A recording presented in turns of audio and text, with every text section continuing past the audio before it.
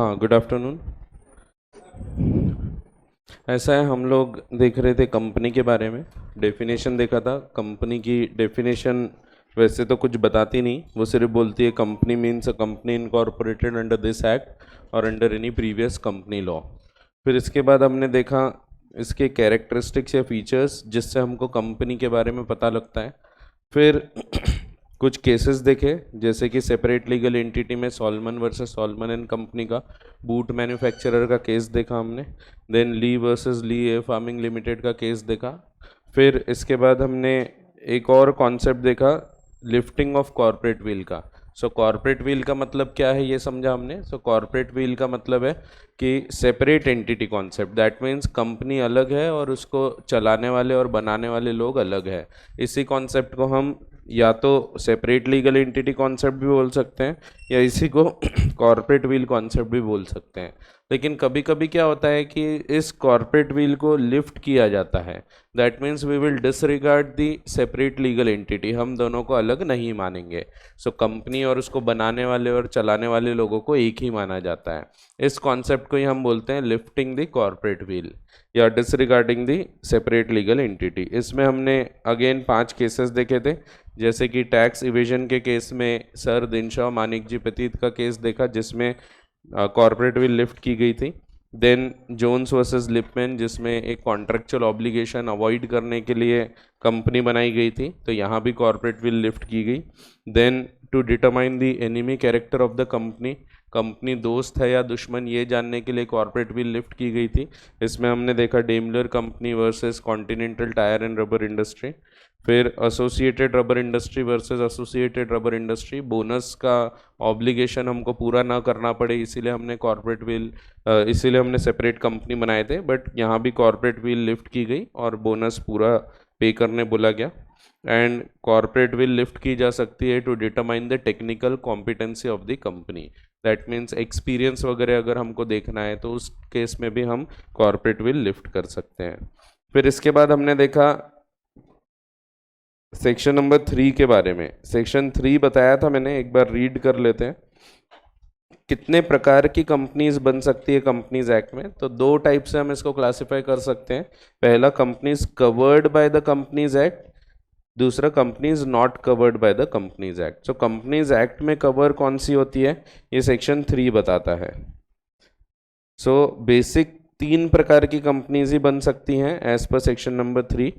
पहली public company by 7 और more persons, दूसरी प्राइवेट कंपनी बाय 2 और मोर पर्सन्स, तीसरी 1 person company by 1 person by subscribing their names to memorandum. MOA नाम का एक डॉक्यूमेंट होता है, इस पर इन लोग को साइन करना पड़ता है and complying with the requirements of this act in respect of registration.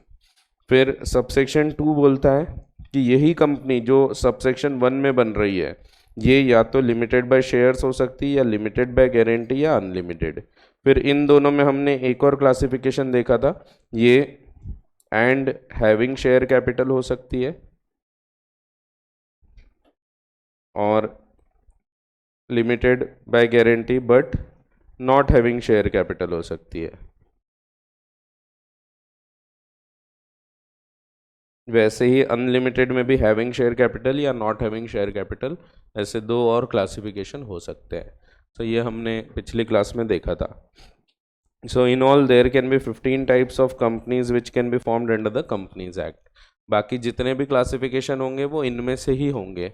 सो ये मेजर क्लासिफिकेशन हो गया। इसके अलावा कंपनीज को और भी प्रकार से क्लासिफाई कर सकते हैं, जैसे on the basis of control, ये तो हो गया नंबर ऑफ मेंबर्स के बेसिस पे, 7 या 7 से ज़्यादा लोग हैं तो पब्लिक बना सकते हो, 2 जन है तो प्राइवेट बना सकते हो। वैसे ही कंट्रोल के बेसिस पे associate holding and subsidiary company, so एक इम्पॉर्टेंट कॉन्सेप्ट है ये भी एग्जाम के हिसाब से। देन एक्टिविटी के बेसिस पे छोटी कंपनी या डॉर्मेंट कंपनी ये देखेंगे हम। फिर इनकॉर्पोरेशन के हिसाब से फॉरेन कंपनी, इस पे पूरा अलग चैप्टर अब हमको पढ़ना है। फिर ओनरशिप के हिसाब से गवर्नमेंट या नॉन गवर्नमेंट, एंड पर्पस के हिसाब से profit and not for profit companies. So ऐसे और भी क्लासिफिकेशंस हो सकते हैं, बट ये जितने भी क्लासिफिकेशन है it will be with in these types only. So public private OPC में से ही एक रहेंगे। फिर एक छोटा सा कॉन्सेप्ट है, एग्जाम में कोई खास काम नहीं आएगा बट ये पढ़ लेते हैं। कंपनी और बॉडी कॉर्पोरेट को कंपेयर किया है। बॉडी कॉर्पोरेट क्या होता है? सो बॉडी कॉर्पोरेट मैंने बताया तो उसके तीन खास फीचर्स होते हैं। एक separate legal personality different from members, दूसरा परपेचुअल सक्सेशन और तीसरा कॉमन सील। जनरली ये तीन डिफरेंट फीचर्स अगर हैं, तीन डिस्टिंक्ट फीचर्स अगर हैं, तो उसी एसोसिएशन को हम बॉडी कॉर्पोरेट भी बोलते हैं। So the most important thing is कि वो एक सेपरेट एंटिटी होती है। जैसे banks are body corporates but banks are not company. Company का क्या मतलब है? कंपनी मीन्स अपनी डेफिनेशन के हिसाब से जब हम कंपनी लॉ पढ़ रहे हैं तो कंपनी का मतलब है जो कंपनीज एक्ट में रजिस्टर्ड है। तो ये हमेशा कंपनीज एक्ट में रजिस्टर्ड रहेगी, जबकि बॉडी कॉर्पोरेट किसी भी एक्ट में रजिस्टर्ड हो सकती है। जैसे कि ICAI is also body corporate, institute of chartered accountants of India, ये भी एक बॉडी कॉर्पोरेट है, ये भी एक सेपरेट लीगल एंटिटी है। वैसे ही LIC हो गया, SBI हो गए, बैंक्स वगैरह, ये सब क्या है? ये सब बॉडी कॉर्पोरेट्स हैं but these are not companies. हम ऐसा बोल सकते हैं हर एक कंपनी एक बॉडी कॉर्पोरेट रहेगी, क्योंकि कंपनी में भी तो ये तीन फीचर रहते ही हैं, separate entity, perpetual succession, common seal. Now common seal is optional. So basic ये दो फीचर्स रहना चाहिए। तो जिनमें भी ये फीचर्स है, जैसे LLP भी एक सेपरेट एंटिटी होती है, उसका भी परपेचुअल सक्सेशन होता है, तो वो भी एक बॉडी कॉर्पोरेट है। दो it is not a company, वो कंपनी नहीं है बट वो एक बॉडी कॉर्पोरेट है। सो यहाँ पे डिफाइन किया है बॉडी कॉर्पोरेट यानी क्या, एक डेफिनेशन दी है जिसमें बताया बॉडी कॉर्पोरेट में क्या क्या आएगा। So company should however be distinguished from body corporate. The expression body corporate is wider expression. Body corporate wide है, उसमें ज़्यादा चीज़ें आ सकती है। कंपनी उसका एक प्रकार है, ऐसा बोल सकते हो आप। According to section 211 body corporate और कॉर्पोरेशन इंक्लूड्स, इंक्लूसिव डेफिनेशन है, दैट मीन्स इतने ही आएंगे ऐसा नहीं, अलग अलग टाइप की डेफिनेशन होती है, हम देखेंगे आगे। इंक्लूसिव डेफिनेशन होती है, एक्सटेंसिव, इसी को एक्सटेंसिव भी बोलते हैं, इंक्लूसिव या extensive, it will extend to the series of transactions. दूसरा होता है एग्जॉस्टिव डेफिनेशन, जिसमें मीन्स वर्ड होता है, सो वो भी हम समझेंगे आगे, ठीक है। सो अपने को इंटरप्रिटेशन ऑफ स्टैट्यूट और जनरल क्लॉजेस एक्ट में ये सब समझना है कि डेफिनेशन कैसी कैसी होती हैं। सो बट उसके पहले हम पूरा पढ़ चुके होंगे तो आपको बहुत आसान जाएगा वो। सो अगर आप पहले वो पढ़ोगे तो डिफ़िकल्ट जाता है, तो जिन्होंने पहले पढ़ा है उनको थोड़ा सा हल्का डिफ़िकल्ट लगा होगा वो, लेकिन अभी ये पढ़ने के बाद जब आप पढ़ोगे तो और आसान लगेगा वो, क्योंकि आपने ये पढ़ चुका है तो आपको एक्ट के बारे में पता है चीज़ें, ये सब डेफिनेशंस देख चुके होंगे आपने। जैसे कंपनी मीन्स, वो एग्जॉस्टिव डेफिनेशन है, वो सीमित हो जाएगी, उतने में ख़त्म हो जाएगी, कंपनी मीन्स इतना ही है। लेकिन बॉडी कॉर्पोरेट इंक्लूड्स हैं, यानी ये सिर्फ कुछ एग्जाम्पल्स हैं, इनके अलावा और भी चीज़ें इनमें आ सकती हैं। सो वही दिया है कि बॉडी कॉर्पोरेट इंक्लूड्स, पहले तो बोल दिया a company formed under companies act, ये एक बॉडी कॉर्पोरेट है, ये बोल दिया। और दूसरा बोल दिया एनी स्टैट्यूटरी कॉर्पोरेशन, जैसे कि LIC, सेबी। तो स्टैट्यूटरी कॉर्पोरेशन मीन्स, स्टैट्यूट का मतलब होता है कानून, कोई लॉ। सो स्टैट्यूटरी कॉर्पोरेशन या कंपनी का मतलब है जो किसी कानून के तहत बनाई गई है। जैसे कि LIC एक कानून के तहत बनाई गई है, LIC का खुद का कानून है। सेबी एक कानून के तहत बनाई गई है, तो वो सब बॉडी कॉर्पोरेट्स हैं, ठीक है। ICAI भी कानून के तहत बनाई है, उसके पीछे एक चार्टर्ड अकाउंटेंट्स एक्ट है जो आपको पढ़ने मिलेगा फाइनल लेवल पे। सो इस साल नहीं होगा, ऑडिट में रहेगा, आपको CA एक्ट भी पढ़ाया जाता है कि CA क्या कर सकता, क्या नहीं कर सकता, तो ये सब के भी रूल्स हैं। सो थोड़ा बहुत आपने ऑडिट में देखा होगा, हल्का फुल्का पढ़े क्या, कुछ बहुत डीप में नहीं होगा बट फाइनल लेवल पे ऑडिट में डीप में रहेगा, पूरा एक्ट रहेगा। हाँ पढ़े ना, थोड़ा बहुत हल्का फुल्का कुछ रेफरेंस आता है, हाँ। तो उसमें आपको फाइनल लेवल पे पूरा पढ़ना है कि ये कर सकते, ये नहीं कर सकते। तो वो सब चीज़ें बताई गई है कि आप क्या क्या कर सकते, क्या नहीं कर सकते। तो आप बिजनेस भी कर रहे हैं, उधर प्रैक्टिस भी कर रहे हैं, दोनों नहीं चलेगा। सो ये प्रोफेशनल मिसकंडक्ट हो जाता है। कुछ चीज़ें अलाउ किया है, जैसे टीचिंग जो है वो कर सकते हैं अपन। सो उसके भी रूल्स हैं, क्या कर सकते हैं, कैसे कर सकते हैं। सो सबके रूल्स के तहत रहते हुए अगर आप करते हैं तो वो अलाउड रहेगा, ठीक है। सो स्टैट्यूटरी कॉरपोरेशन में ये सब चीज़ें आएगी। सेबी हो गया, RBI हो गया, RBI is also statutory corporation, RBI का खुद का कानून है। सो पहले इसमें जो कवर हुआ कंपनी अंडर कंपनीज एक्ट, यानी अगर मैं दूसरे शब्दों में बोलूं तो ये इंडियन कंपनी की बात हो रही है जो इंडिया में बनी है, इंडिया के कंपनीज एक्ट में या किसी अन्य कानून में बनी है इंडियन कंपनीज। दूसरा कंपनीज इनकॉर्पोरेटेड आउटसाइड इंडिया, जैसे कि फॉरेन कंपनीज।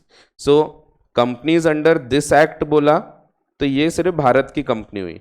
फॉरेन कंपनी भी बॉडी कॉर्पोरेट है, भले ही वो नॉर्मली कंपनी की डेफिनेशन में नहीं आएगी, क्योंकि फॉरेन कंपनी क्या भारत के कंपनीज एक्ट में रजिस्टर्ड है क्या, तो नहीं।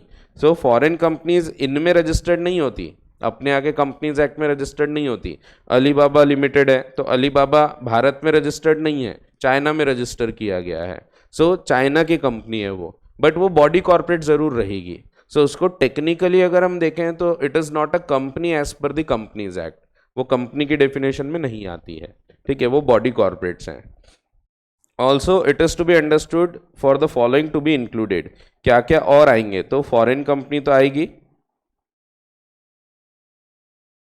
फिर पब्लिक फाइनेंशियल इंस्टीट्यूशंस, जो फाइनेंशियल इंस्टीट्यूशंस होते हैं पब्लिक फाइनेंशियल इंस्टीट्यूशन, जैसे कि LIC भी एक PFI है, पब्लिक फाइनेंशियल इंस्टीट्यूशन है। सो जो फाइनेंस का काम कर रहे हैं। नेशनलाइज बैंक्स,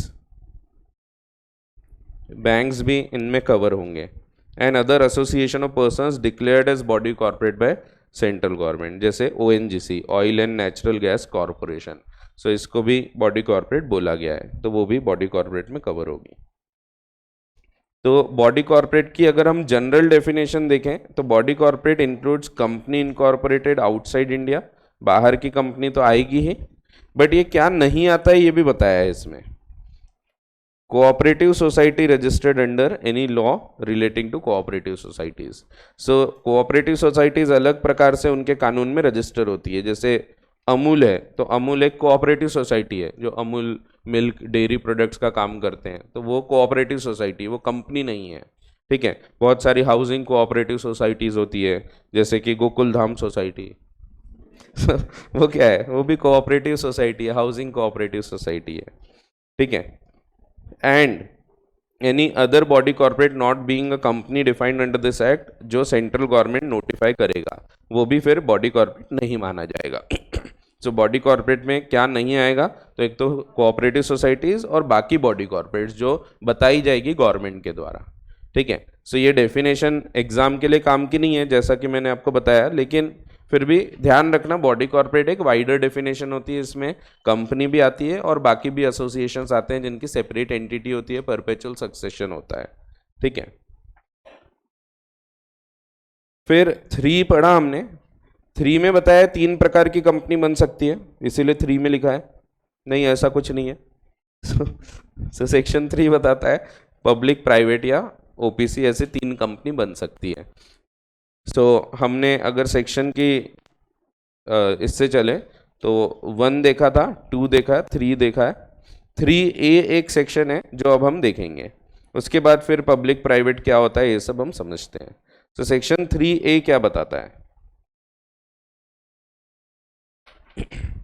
सेक्शन 3A बताता है अगर मिनिमम नंबर ऑफ मेंबर्स से कम हो गई संख्या, जो मिनिमम नंबर ऑफ मेंबर्स बताएं सेक्शन 3 में, जैसे कि पब्लिक कंपनी में 7 और प्राइवेट कंपनी में 2, अगर इनसे कम हो गई संख्या तो क्या होगा। सो ये बताता है effect of reduction in number of members below statutory minimum. Statutory का मतलब कानून में जो बताया है वो, उसमें जो मिनिमम बताया है उससे कम हो गए तो, जैसे कि पब्लिक कंपनी में 7 से कम और प्राइवेट कंपनी में 2 से कम। सो एक एग्जांपल लेते हैं। फॉर एग्जांपल एक कंपनी है, इस कंपनी में टोटल 7 मेंबर्स हैं, इसमें मैं हूँ, मेरी फ्रेंड है कियारा, दिशा, शाहरुख, सलमान, फिर कैटरीना, दीपिका, ऐसे करके हम लोग 7 लोग एक कंपनी बनाते हैं, पब्लिक कंपनी है। इन एग्जांपल्स का वास्तविकता से संबंध नहीं है, ठीक है, ये सिर्फ ऐसे ही कॉन्सेप्ट समझाने को दिए जाते हैं। 7 मेंबर्स हैं। अब क्या है ना, कैटरीना और दीपिका बड़ी पॉजिटिव है मेरे लिए, सो उन्होंने क्या किया, उन्होंने, अरे एग्जाम्पल है, उन्होंने इनकी डेथ के बाद जो शेयर्स है वो मेरे नाम किए हैं, इन्होंने नॉमिनी बनाया मुझे कि अगर हमको कुछ हो जाता है तो शर्मा जी नॉमिनी रहेंगे हमारे। अब मैं ऑलरेडी मेंबर भी हूँ और नॉमिनी भी हूँ, अगर कोई और नॉमिनी होता तो तकलीफ नहीं होती। समझो उन्होंने अपने किसी रिश्तेदार को नॉमिनी बनाया होता तो वहाँ प्रॉब्लम नहीं होती, क्योंकि वो दो गचकने के बाद दो नए आ गए होते। बट उन्होंने वहाँ क्या किया, मुझे ही नॉमिनी बना दिया। तो इसमें क्या हुआ, जब वो दोनों की डेथ हुई, यहाँ दोनों गचक गए। जैसा कि मैंने बताया इनका वास्तविकता से संबंध नहीं है, तो ये गचक गई एक कैटरीना, ये गचक गई दूसरी दीपिका। अब इनके दोनों के शेयर किसके पास आ गए, मेरे पास आ गए। तो अब टोटल बचे कितने, 5 मेंबर्स। दो की डेथ के बाद अब बचे 5 मेंबर्स। क्योंकि हमारी पब्लिक कंपनी है तो होना चाहिए टोटल 7 मेंबर्स, बट बचे हैं अब सिर्फ 5। तो हमको क्या करना चाहिए, हमारी जिम्मेदारी है कि with in a period of 6 months, 6 महीने का टाइम दिया गया है, 6 महीने के अंदर number of members should be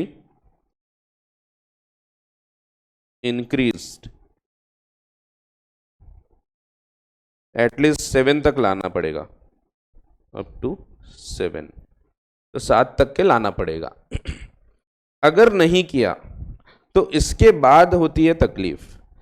तकलीफ यहां तक नहीं है, इसके बाद प्रॉब्लम है। If number of members is not increased,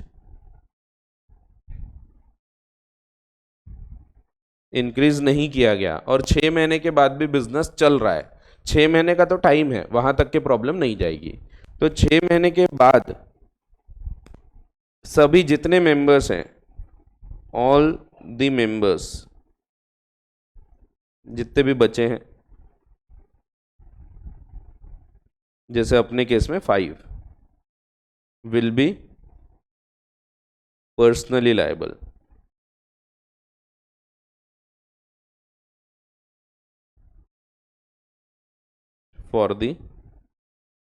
for all the debts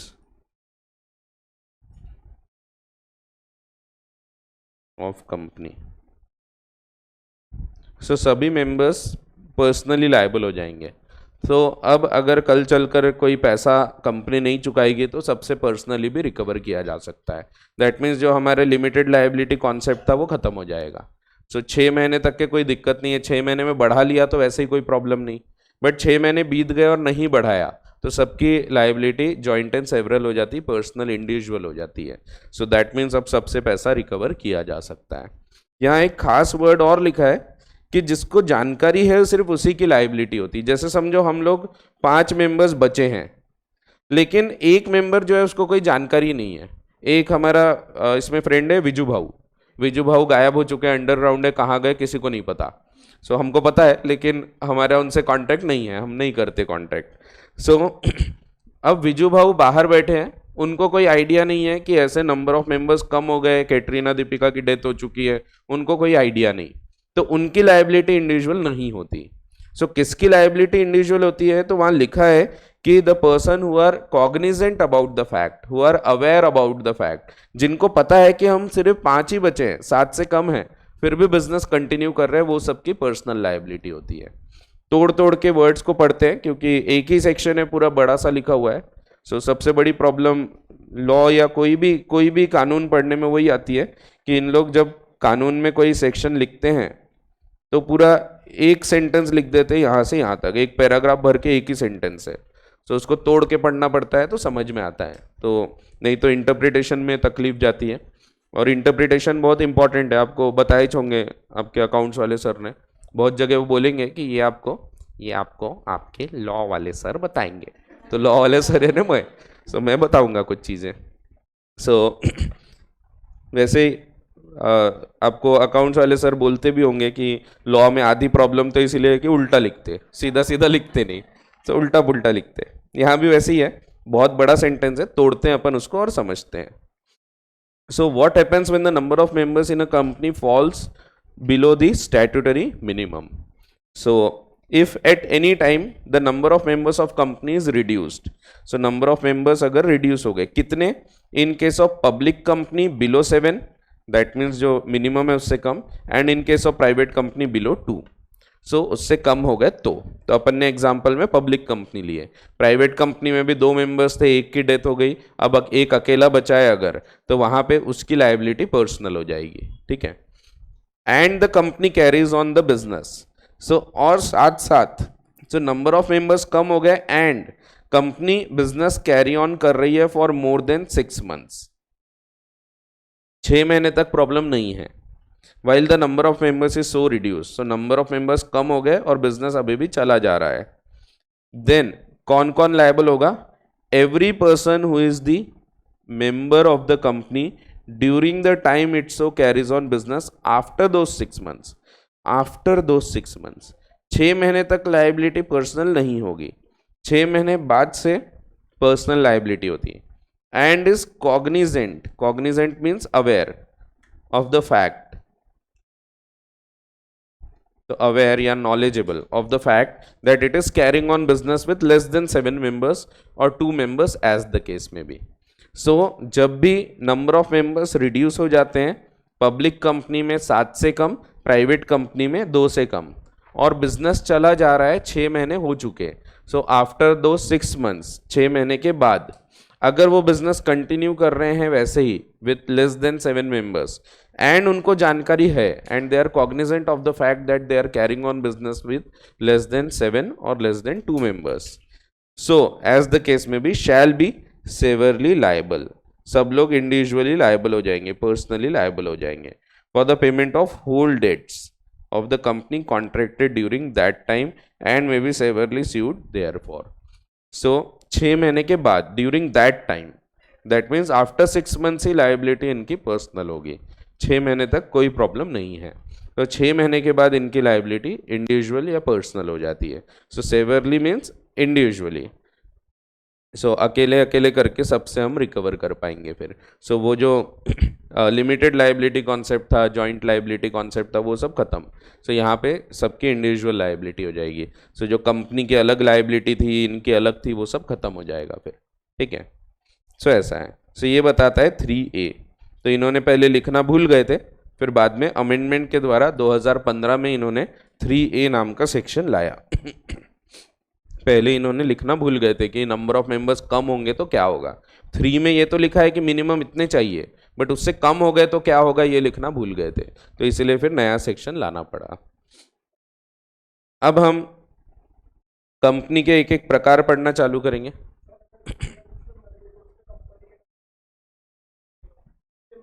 हाँ, सब लायबल रहेंगे। सो कंपनी की लायबिलिटी रही नहीं, समझो वो पर्सनल हो जाएगी फिर, ठीक है। अब companies covered under companies act में ऑलरेडी आपने ये कंपनीज पढ़ चुके हैं, तो हम पहले प्राइवेट के बारे में चर्चा करेंगे, फिर पब्लिक कंपनी के बारे में चर्चा करेंगे, और पब्लिक कंपनी बकवास है, यानी डेफिनेशन बकवास है, उसकी कुछ नहीं बताती। पब्लिक यानी जो प्राइवेट नहीं है वो पब्लिक है।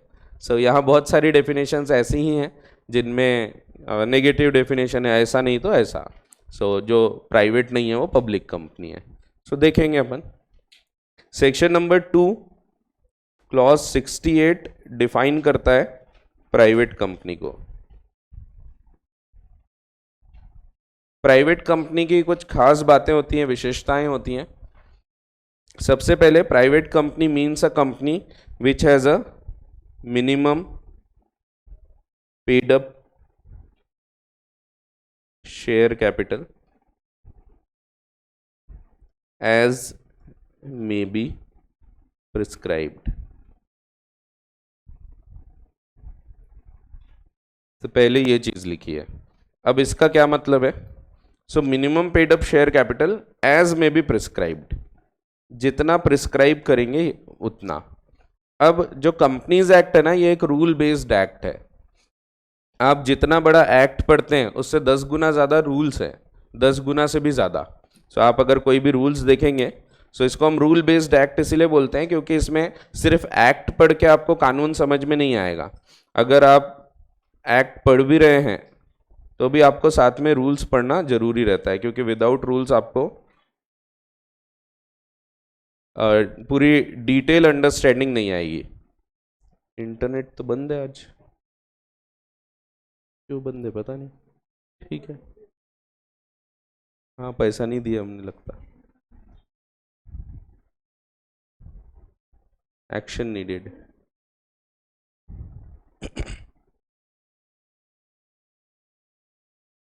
ये मैं हूँ जो, यानी मेरे मोबाइल का नाम है जो।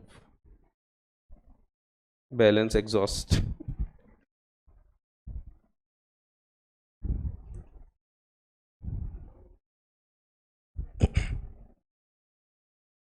हाँ मेरे मोबाइल वगैरह का नाम होता है, लैपटॉप का भी नाम होता है। ये एथेना है, ये लैपटॉप का नाम एथेना। एक पुराना लैपटॉप था वो जो जूनियर था, ये भी तो नहीं चल रहा है। ये बड़े बड़े लोग नाम रखते हैं अपने सब चीज़ों के। हाँ सच में, हाँ रखना चाहिए। पहले लोग रखते, गाड़ी का नाम डुगडुग है।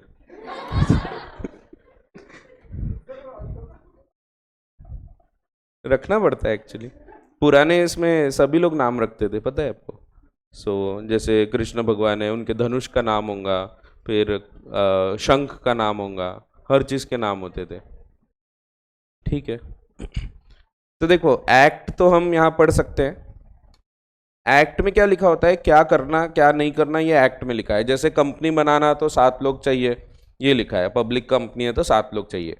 एक्ट में ये नहीं लिखते ये लोग कि फॉर्म कौन सा लगेगा, कितने दिन लगेंगे, नाम कैसे क्या रिजर्व करना है। ये सब चीज़ें एक्ट में डिटेल में नहीं लिखी है, ये सब चीज़ें इन लोग रूल्स में लिखते हैं।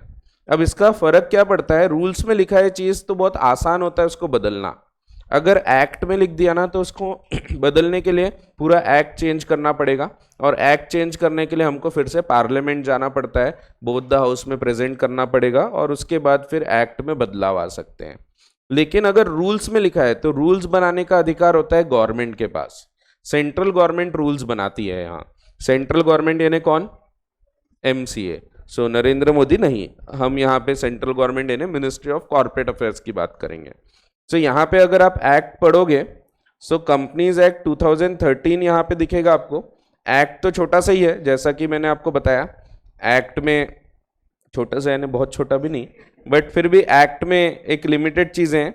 लेकिन आप रूल्स देखो ना, रूल्स तो ख़त्म ही नहीं होते। अगर आप रूल्स देखोगे तो रूल्स में चालू रहेंगे, चलते जाएंगे चलते जाएंगे। जैसे ये एक चैप्टर का सिर्फ एक रूल है, आप देखोगे तो इतने सारे रूल्स हैं इसके जो ख़त्म ही नहीं होते।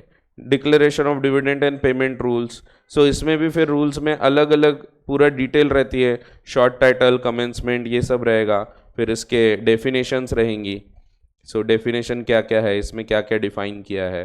फिर उसके बाद रूल्स चालू होते हैं कि डिविडेंड कैसे डिक्लेयर होगा। सो ये ऐसे रूल्स बहुत सारे होते हैं, हर चीज़ के अलग अलग रूल्स होते हैं। आपको चैप्टर वाइज देखना है तो चैप्टर वाइज भी देख सकते हो आप। अभी आजकल वेबसाइट पे इजीली दिख रहा है, डेफिनेशन वाले रूल्स होंगे। वेबसाइट आजकल अच्छी बनाए हैं इन्होंने। इसमें short title, commencement, definition, rules. Definition में आप देखोगे तो इसमें भी बहुत सारे रूल्स हैं, ये चलते जाएंगे चलते जाएंगे। तो ये सब भी पढ़ना पड़ता है, ये पढ़े बिना आप पूरा एक्ट नहीं समझ सकते। एक एक चीज़ पे भर भर के रूल्स रहेंगे। यहाँ पे भी रूल्स में देखना है, ये कैसे पता लगेगा, तो एक्ट में जब ऐसा लिखा होता है एज में बी प्रिस्क्राइब्ड, तो उसका मतलब है हमको रूल्स में देखना है। एज में बी प्रिस्क्राइब्ड यानी minimum paid up share capital हम जितना प्रिस्क्राइब करेंगे उतना रहेगा। इन्होंने जानबूझ के यहाँ नहीं लिखा कि 1 लाख का कैपिटल होना या 5 लाख का होना, क्योंकि आज यहाँ लिख देंगे कल बदलना पड़ेगा तो पूरा एक्ट चेंज करना पड़ेगा। इसीलिए यहाँ पे इन्होंने लिख दिया सिर्फ minimum paid up share capital as may be prescribed. अभी एट प्रेजेंट इन्होंने कुछ प्रिस्क्राइब नहीं किया, कल चलकर इनको अगर कुछ प्रिस्क्राइब करना रहा तो ये लोग रूल्स में फिर प्रिस्क्राइब कर सकते हैं। गवर्नमेंट को लग रहा है कि यहाँ प्राइवेट कंपनी में 1 लाख रुपए की लिमिट होना चाहिए, कि मिनिमम आप 1 लाख रुपए लगाएंगे तभी आप प्राइवेट कंपनी बना सकते हैं, तो वो यहाँ पे प्रिस्क्राइब करेगी रूल्स में। रूल्स में लिखा रहेगा कि 1 लाख रुपए आपको minimum paid up share capital चाहिए। कल चलकर वो एक को दो करना होगा तो एक्ट नहीं बदलना पड़ेगा, सिंपल रूल्स बदल सकते हैं वो, और रूल्स बदलना सिंपली सरकार के हाथ में है। सो उसके लिए both the houses of parliament वगैरह में नहीं जाना पड़ता, सो वो इजी हो जाता है। इसीलिए इसको हम रूल बेस्ड एक्ट बोलते हैं। जितना बड़ा एक्ट है उससे 10 गुना ज़्यादा रूल्स पढ़ना पड़ता है अपने को।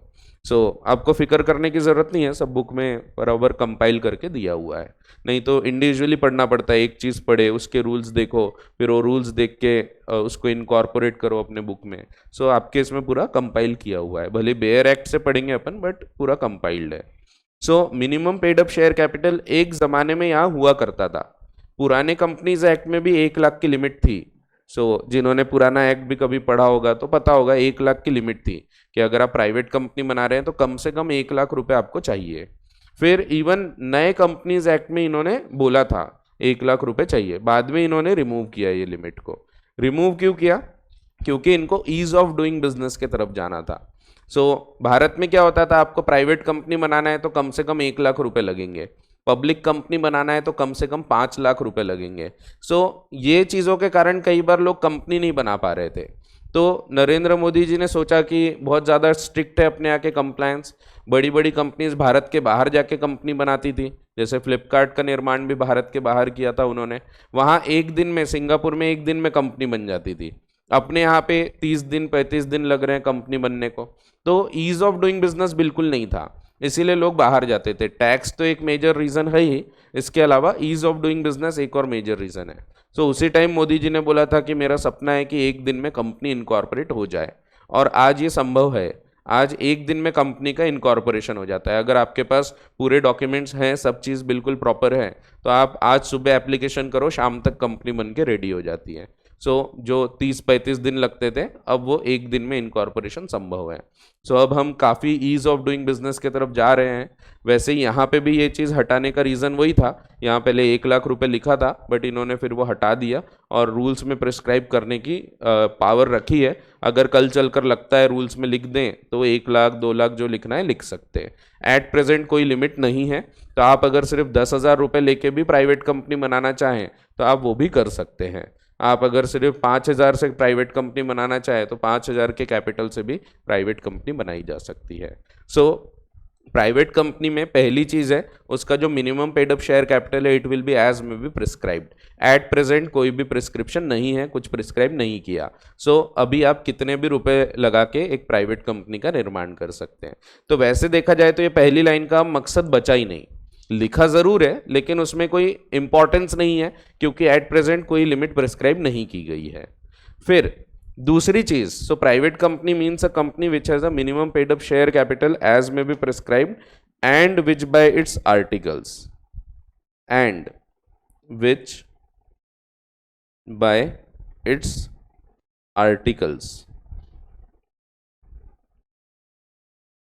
आर्टिकल्स के द्वारा, एओए के द्वारा। इसमें 3 कंडीशंस होती हैं, तो आप ये बोल सकते हैं कि आगे जो बताया जा रहा है ये कंडीशंस ऑफ प्राइवेट कंपनी है। पहली कंडीशन है restricts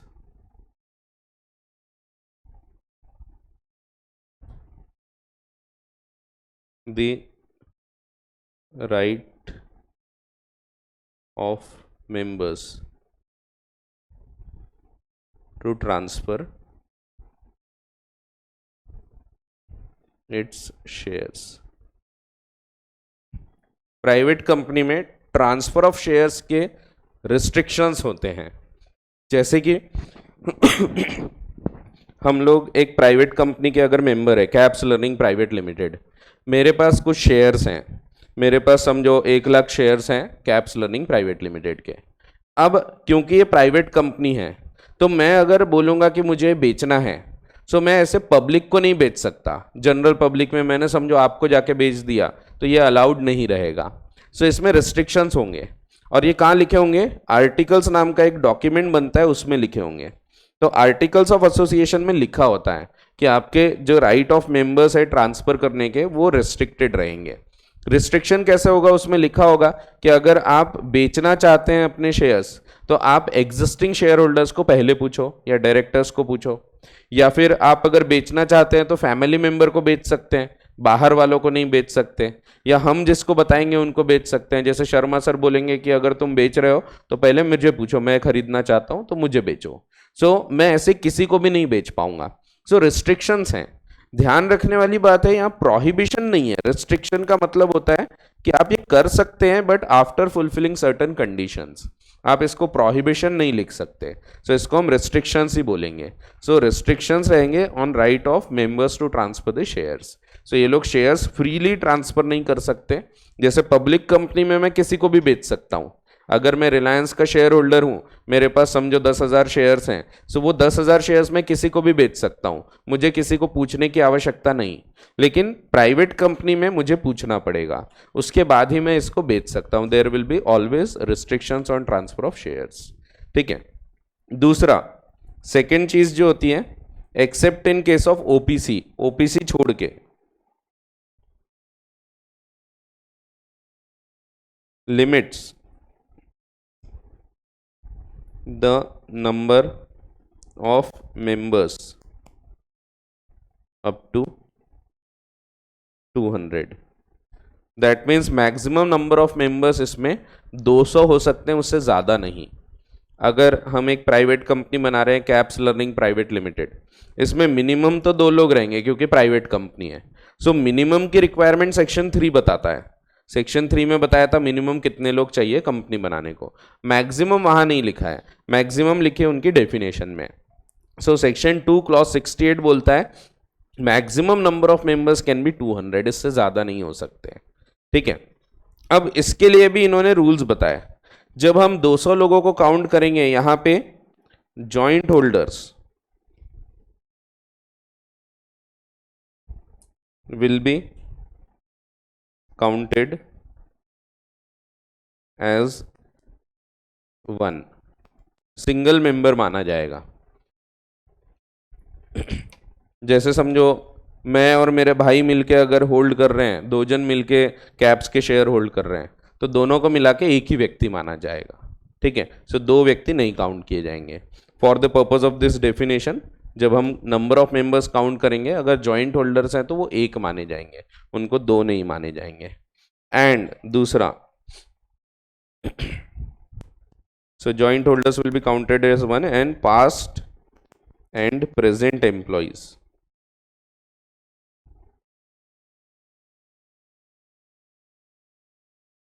will not be counted।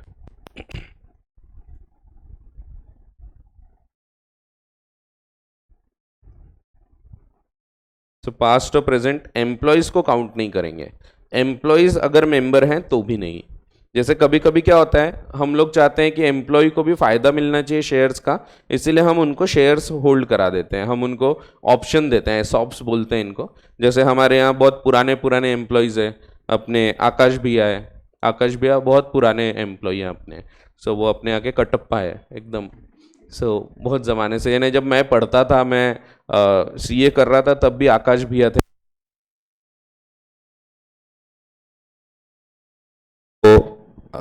आकाश भैया हो गए, इवन देवा भैया, देवा भैया भी बहुत पुराने हैं अपने यहाँ, देवा भैया को जानते होंगे।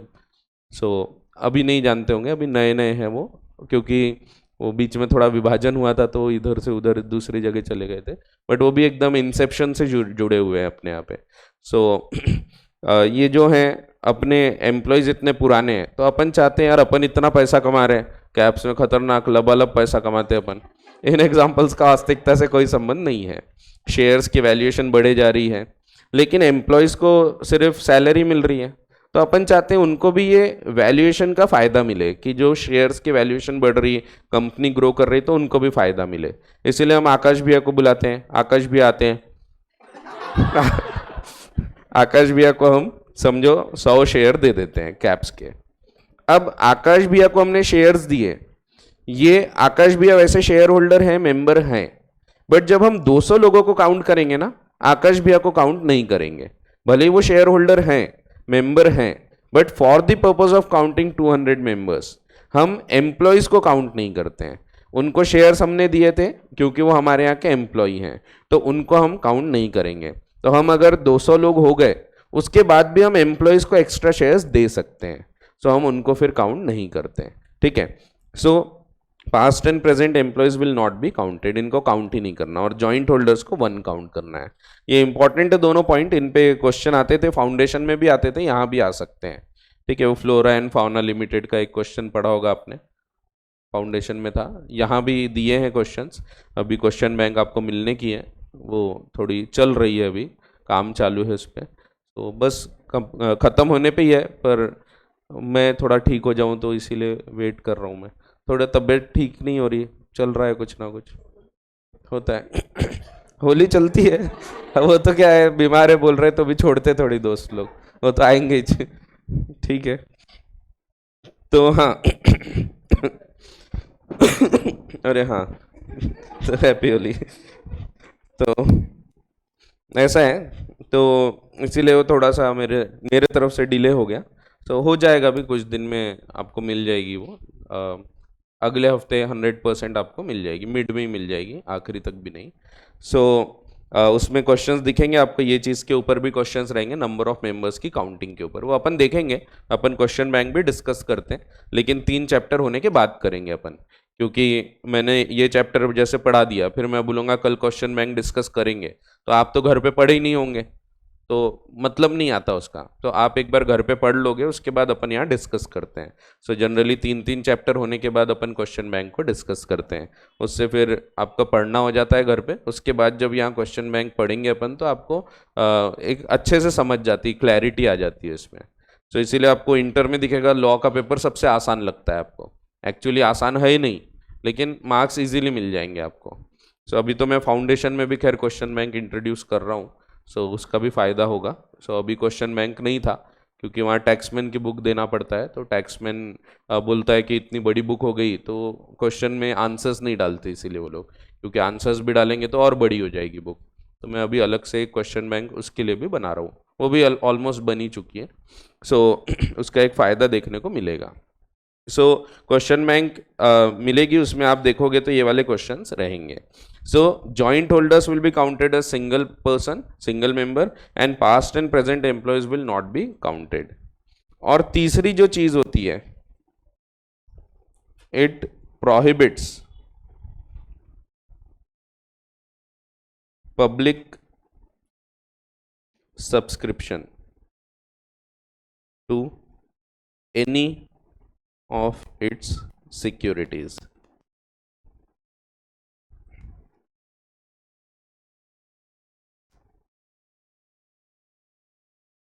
कोई भी सिक्योरिटीज का पब्लिक सब्सक्रिप्शन नहीं हो सकता, तो it prohibits the invitation to public to subscribe for any of its securities. आप अपने शब्दों में डेफिनेशन लिख सकते हैं, डेफिनेशन भी है तो आप अपने वर्ड्स यूज कर सकते हैं, ऐसा नहीं होता डेफिनेशन है तो वैसे ही लिखना है। सो डेफिनेशंस भी अपने शब्दों में यूज किए जा सकते हैं, लेकिन आपको सिर्फ ये ध्यान रखना है कि कुछ वर्ड्स तो वैसे ही आना चाहिए। आप रिस्ट्रिक्ट की जगह प्रोहिबिट्स नहीं लिख सकते, रिस्ट्रिक्ट्स को रिस्ट्रिक्ट से लिखना पड़ेगा, आर्टिकल्स को आर्टिकल से लिखना पड़ेगा। आर्टिकल्स में ये 3 चीजें लिखी होती है। सो आर्टिकल्स इंपॉर्टेंट वर्ड रहेगा, आप इसको नहीं बदल सकते, आप रिस्ट्रिक्ट्स वर्ड नहीं बदल सकते, भले आगे चेंज कर दो, ये बदल सकते हो आप, restricts the right of members to transfer it shares, या restricts transferability of shares. So आगे आप चेंज करोगे तो चलेगा, उसमें भी मीनिंग नहीं बदलना चाहिए। जैसे आप अगर restricts right of member to transfer it shares लिखोगे तो भी चलता है, या restricts the transferability of shares लिखोगे वो भी चलेगा। सो उससे मीनिंग थोड़ी चेंज हो रहा, तो आप अपने शब्दों में लिख सकते हैं। So limits the number of members up to 200 except in case of OPC, क्योंकि ओपीसी में मिनिमम मैक्सिमम एक ही रहेगा। एंड प्रोहिबिट्स, यहाँ प्रोहिबिट्स यानी प्रोहिबिट्स ही रहेगा, ये अलाउड ही नहीं है, पब्लिक सब्सक्रिप्शन ले ही नहीं सकते, पब्लिक से पैसा लेना अलाउड ही नहीं है। तो प्रोहिबिट्स का मतलब कोई कंडीशन वगैरह कुछ भी नहीं है, आपको करना ही नहीं है वो, जबकि रिस्ट्रिक्ट्स का मतलब है आप वो कर सकते हैं but after fulfilling certain conditions. So prohibits को आपको प्रोहिबिट से लिखना पड़ेगा, फिर लगे तो आप पब्लिक प्रोहिबिट्स पब्लिक सब्सक्रिप्शन लिखो तो भी चलेगा, या prohibits any invitation to public to subscribe for any securities ये लिखो तो भी चलेगा। सो यहाँ सिक्योरिटीज वर्ड है, यहाँ शेयर्स वर्ड नहीं है, आप देखोगे यहाँ शेयर्स हैं, सो छोटे छोटे से वर्ड्स होते हैं, ये वर्ड्स में चेंज नहीं आना चाहिए, ये वर्ड्स आपके वैसे ही आना चाहिए, लेकिन बाकी आप उसको जोड़ने के लिए कंजंक्शंस वगैरह कुछ भी यूज कर सकते हैं। सो डेफिनेशन है, दैट डज नॉट मीन कि डेफिनेशन वैसी की वैसी छापना चाहिए, आप अपने शब्दों में भी डेफिनेशन लिख सकते हैं। तो आजकल तो इनफैक्ट डेफिनेशन भी ऐसे पूछते नहीं, इन लोग केस स्टडी बना के ही पूछते हैं, क्योंकि जैसा कि मैंने आपको बताया कि आजकल इनका एम रटाना नहीं है। सो इंस्टीट्यूट चाहता है आप उसको अप्लाई कर पाओ रियल लाइफ में, इसीलिए पूरे केस स्टडी बना के पूछते हैं। इवन फाउंडेशन में केस स्टडी पूछते हैं, इस बार डायरेक्ट क्वेश्चन ज़्यादा आ गए थे, नहीं तो केस स्टडीज़ ज़्यादा पूछी जाती हैं। सो आप ज़्यादातर देखोगे कि केस स्टडीज़ में ज़्यादा फोकस रहता है, और 3-3 4-4 मार्क के बहुत सारे केसेस देते हैं लोग। सो प्राइवेट कंपनी, इसकी ये 3 विशेषताएं। पहला पॉइंट तो कोई खास काम का नहीं है, minimum paid up share capital का, क्योंकि at present there is no restriction, no limit. दूसरा, बाय इट्स आर्टिकल्स 3 चीज़ें होना चाहिए, restricts the right of members to transfer its shares, या restricts the transferability of shares, limits the number of members up to 200 except in case of OPC, so maximum number of members will be 200 only। तो ये भी आप अपने शब्दों में लिख सकते हैं कि maximum number of members cannot exceed 200, वो भी लिखोगे तो गलत नहीं है, आपको मार्क्स मिलेंगे पूरे, ठीक है। फिर joint holders will be counted as single member and past and present employees will not be counted. फिर prohibits public subscription to any of its securities. So पहले ये क्वेश्चन बहुत डायरेक्ट आता था, एक सिंपल क्वेश्चन आता था, define private company and state the procedure to convert a private company into public company, या उल्टा आता था, पब्लिक टू प्राइवेट, या तो प्राइवेट से पब्लिक कन्वर्ट करो या पब्लिक से प्राइवेट कन्वर्ट करो। सो उसकी प्रोसेस आती थी, दोनों मिला के 8 मार्क का क्वेश्चन आता था ओल्ड कोर्स में। सो उसमें 4 मार्क ये डेफिनेशन पे होते थे, 3 से 4 मार्क, और 4 से 5 मार्क कन्वर्जन के ऊपर होते थे। सो टोटल 8 मार्क का क्वेश्चन आता था। बट अभी आपको ऐसे डायरेक्ट क्वेश्चन नहीं आते हैं, बट कन्वर्जन की प्रोसेस अभी भी पूछी जा सकती है, तो वो हम पढ़ेंगे अभी। सो प्राइवेट कंपनी की पहले ये डेफिनेशन एक बार रीड करते हैं actual wordings of the act के हिसाब से। सो कंपनीज, सबसे पहले private company, private company means a company having minimum paid up share capital as may be prescribed. At present कुछ भी प्रिस्क्राइब नहीं किया है, सो अभी नॉट प्रिस्क्राइब्ड। कल चलकर ये अगर कुछ प्रिस्क्राइब कर देते हैं तो वो लिमिट यहाँ पे हम पढ़ेंगे, ठीक है। उसके लिए कानून नहीं बदलना पड़ेगा, सिंपली रूल्स में लिख देंगे कि प्राइवेट कंपनी में minimum paid up share capital की लिमिट है 1 लाख रुपए। सो अगर उन्होंने लिख दिया तो यहाँ पे हम एज में भी प्रिस्क्राइब की जगह 1 लाख पढ़ा करेंगे फिर, ठीक है। And which by its articles, articles of association के द्वारा, restricts the right to transfer it shares. So restrict the right of member लिखो या कुछ भी, आपको मेन एम है कि ट्रांसफरेबिलिटी ऑफ शेयर्स जो है ये फ्री नहीं होगा, ये बताना है। So it restricts the right to transfer it shares, so shares freely transferable नहीं है। दूसरा, except in case of OPC, OPC को छोड़ के limits the number of members to 200 provided, इसको हम प्रोविजो बोलते हैं, ये जो लिखा है ना ये प्रोविजो कहलाते हैं, इसको हम बोलेंगे फर्स्ट प्रोविजो, सेकेंड प्रोविजो। सो ऐसे प्रोविजो होते हैं जो एक्सेप्शंस निकालते हैं, इनके मेन जो सेक्शन है उसमें से कुछ एक्सेप्शन निकालते हैं। अगर प्रोविजो नहीं लिखा होता तो आपने क्या किए होते, 200 लोगों को काउंट करते वक्त एम्प्लॉयज़ को भी काउंट कर लिए होते हैं। ये लिखा है इसीलिए हम उसको नहीं काउंट कर रहे, यानी ये एक्सेप्शन बता रहा है कि ये चीज़ नहीं लगेगी।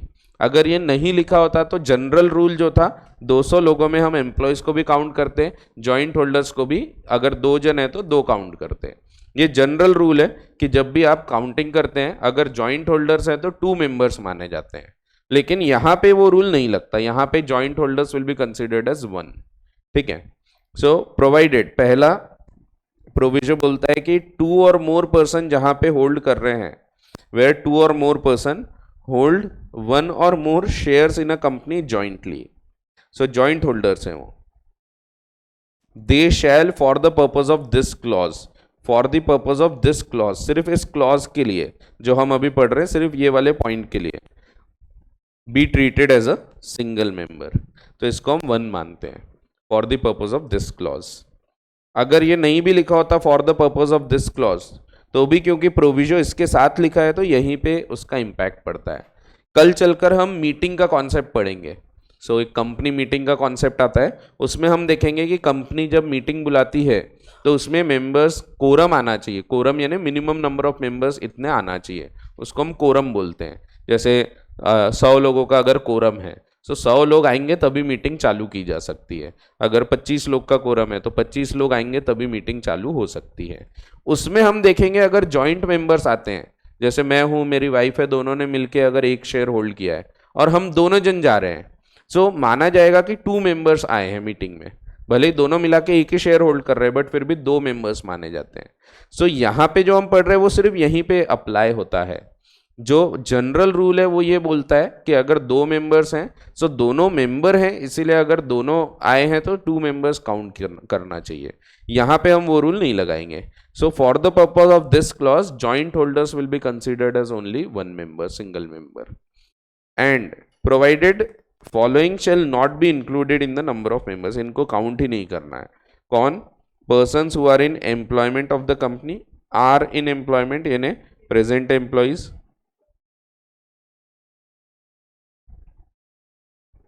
And past employees who have continued to be members. So जो पास्ट एम्प्लॉयज है वो भी काउंट नहीं किए जाएंगे। एंड तीसरी लिमिट जो है, सो ए, बी और C prohibits any invitation to public to subscribe for any securities of the company. जब हम शेयर्स बोलते हैं तो सिर्फ शेयर्स कवर होते हैं, बट जब हम सिक्योरिटीज बोलते हैं तो इसमें शेयर्स भी आ जाएंगे, डिबेंचर्स भी आ जाएंगे, बॉन्ड्स वगैरह भी आ जाएंगे। सो एक प्राइवेट कंपनी शेयर्स तो इशू कर ही नहीं सकती पब्लिक को, डिबेंचर्स बॉन्ड्स भी नहीं दे सकते। इसी को आसान शब्दों में आगे लिखा हुआ है। Note 1, in computing number of persons present and past employees को आप नहीं काउंट करोगे एंड जॉइंट होल्डर्स को सिंगल काउंट करोगे। नोट 2, जब हम रिस्ट्रिक्शन बोलते हैं, restriction on transfer of shares, so restriction इसका मतलब प्रोहिबिशन नहीं होता। रिस्ट्रिक्ट का मतलब है कि आप ये कर सकते हैं बट कुछ कंडीशन फॉलो करके। So restriction on transfer of shares in private company can be based on right of preemption. Preemption यानी पहले हमको पूछो, एग्जिस्टिंग मेंबर्स को, उसको हम बोलते हैं प्रीएम्पशन। जैसे कि अगर मैं शेयर बेचना चाहता हूँ कैप्स लर्निंग का, सो मुझे पहले एग्जिस्टिंग मेंबर्स को पूछना पड़ेगा, इसको हम बोलते हैं preemption. So the right of existing members to purchase the shares of outgoing members. So इसको हम बोलते हैं preemption. So articles में लिखा रहेगा when sold, and ऐसा भी लिखा हो सकता है restriction में कि directors को power है to refuse the transfer. So refuse to register the transfer of shares, वो मना कर सकते हैं। However, this power may be exercised by the directors in good faith and for the benefit of the company. ठीक है, तो ये ध्यान रखना है आपको। इस पे क्वेश्चन आते हैं, आपको नंबर ऑफ मेंबर्स दे दिए जाएंगे, उनको काउंट करके बताना पड़ेगा। सो वैसे हम पढ़ेंगे बट मैं अभी का आपको फाउंडेशन का एक दिखा देता हूँ क्वेश्चन, कैसा क्वेश्चन आता है। पता है आपको वैसे, बट जो डायरेक्ट एंट्री वाले हैं उनको कॉन्फिडेंस आना चाहिए, इसीलिए कॉन्फिडेंस ज़रूरी है।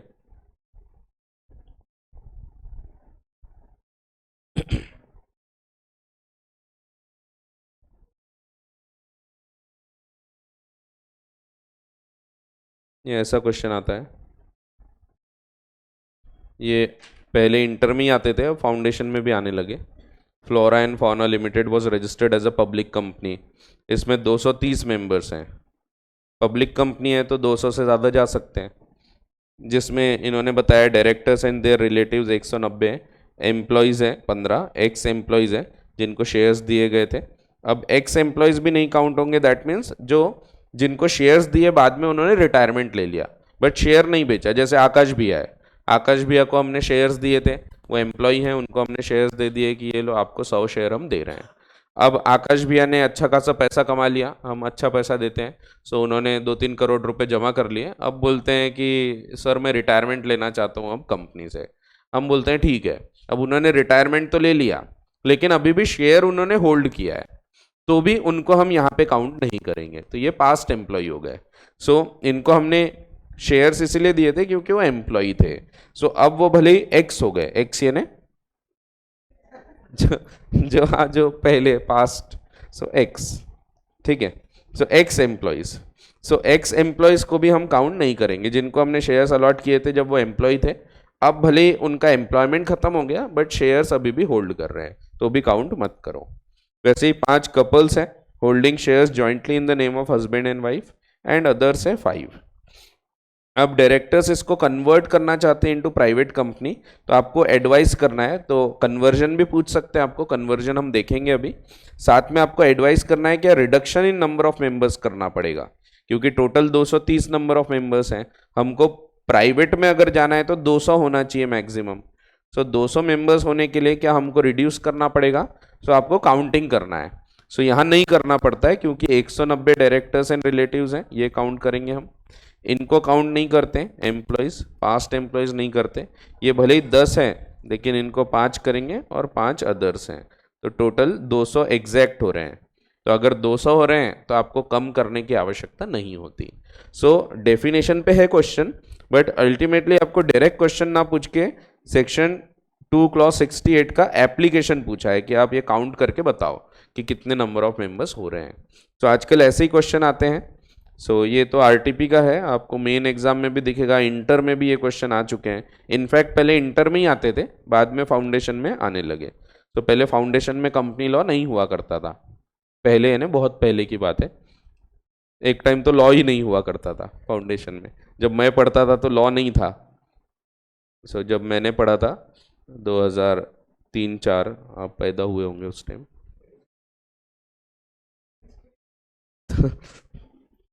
तो 4 5 5 में आया था मैं, एक्चुअली 5 में सीए करने आया था। तो उस टाइम लॉ नहीं हुआ करता था पेपर में। सो उस टाइम क्या होता था, तो एक ऑर्गेनाइजेशन एंड मैनेजमेंट का सब्जेक्ट होता था। हाँ, जैसे अपने को इसमें रहता है 12 सीबीएसई वगैरह में मैनेजमेंट वगैरह रहता। हाँ, इसमें भी रहता है, दोनों में, स्टेट में भी रहता। मैनेजमेंट का एक सब्जेक्ट होता तो वो रहता था ऑर्गेनाइजेशन एंड मैनेजमेंट और बिजनेस कम्युनिकेशन। सो उसमें लेटर राइटिंग वगैरह, सेमी ब्लॉक फॉर्म, वो क्या क्या रहता वो सब पढ़ाते थे। तो उस टाइम P1 होता था, बहुत डिफिकल्ट होता था फाउंडेशन उस टाइम पे। सो क्योंकि उस टाइम चारों पेपर लिखने के होते थे। फाउंडेशन आज भी डिफिकल्ट है अगर लिखने बोल दिया जाए तो, आपको वो इको में गोले लगाना इसीलिए आसान लगता है, नहीं तो इतना खतरनाक डर लगता है ना इको से। मेरे को पूछो, मैं साइंस वाला था, फिर मैं आया था इको पढ़ रहा था, ऐसा डर लगता था इको। इको तो मेरे को सीए बनने के बाद एक बार सपना आया था कि मैं इको के पेपर में फेल हो गया। सीए बनने के बाद, सीए बन चुका था, मैं प्रैक्टिस कर रहा था, फिर सपना आया कि यानी इतना खौफ था इको का। सो एक्चुअल में बहुत डिफिकल्ट जाता है, वो तो आपको गोले लगाना है इसीलिए ईजी जा रहा। सो उस टाइम पे ऐसे 4 पेपर होते थे, उसमें लॉ नहीं होता था। सो लॉ फाउंडेशन में नहीं था, इंटर में हुआ करता था पूरा, contract, sale of goods, partnership. फिर जैसे ही मैं फाउंडेशन पास हुआ, मैं आया इंटर में और कोर्स बदल गया। उस टाइम आया सीपीटी, सीपीटी में पूरा एमसीक्यू हो गया। ऐसा रिजल्ट लगता था 50% बच्चे पास, तो इतना अच्छा रिजल्ट लगता था फिर। और यहाँ से इंटर से लॉ हट के चला गया फाउंडेशन में। सो जो इंटर में लॉ था अपना, contract act, sale of goods, partnership, ये 3 लॉ चले गए थे फाउंडेशन में। और फाउंडेशन में जाने के बाद यहाँ से पूरा हटा दिया।